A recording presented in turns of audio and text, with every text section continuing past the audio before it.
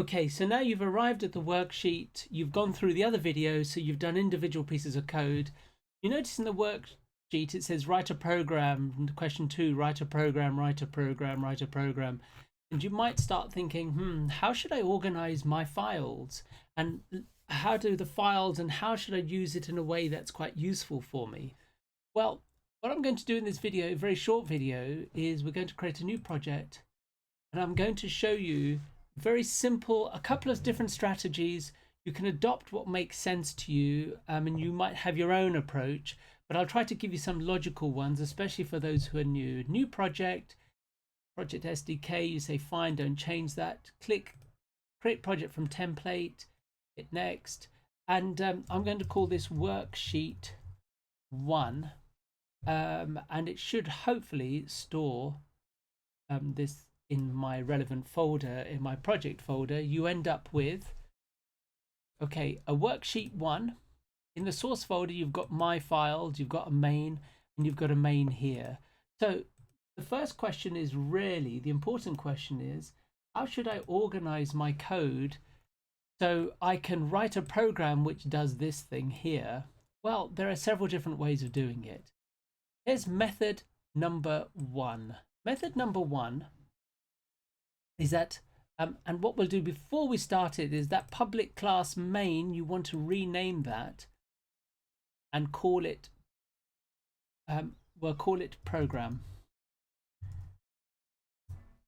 So what you'll notice is when I rename that, the name of the file is program, and over here under the listing in the project, it says program. All those 3 names are the same. You don't refactor, it can mess things up. Sometimes if you refactor, they go out of sync. So be wary of that. It's a very simple error. Public static void main is always the entry point where you run your program. So the first exercise, let's just have a look. So let's go back to the worksheet. The first exercise, you want to create something which does an add.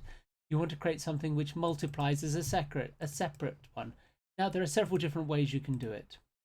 You could create a file, a separate file, and for each of the programs build each of the files separately. That's okay, but it ends up getting really complicated here when it doesn't need to be. It makes more sense to have a single program. So find the end bracket for the main by clicking on the first one. You get to the yellow, open up some space, and in here type in public static void.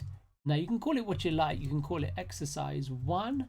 You can call it question 1, right? Don't give it anything. Keep those brackets empty, squiggly bracket, enter.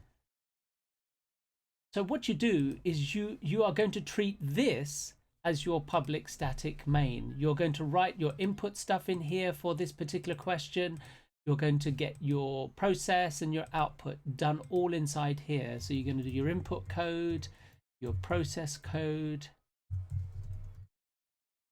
and your output code. Now the obvious question is, it won't run this. It will only run the main. So how do you bind the 2 things together? Well, all you do is if you come inside the main, where it says write your code here, and depending on which question you want to demonstrate, you write the name of the function, the question 1. Now by doing that, when you run main, it will automatically run question 1 and come down and exercise and run question 1.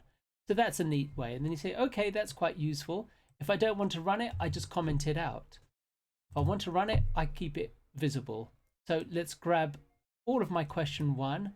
And what I would do is if I had a second question, so that would be, say, my question 2, and I would do the same thing inside it, do its own internal structure. And so what I build up here in my main is just a simple mechanism to run each of the questions. Now, by doing it in this way, where you have a main which runs each of the questions, you have a public static which is the individual question, that's everything to do with the question.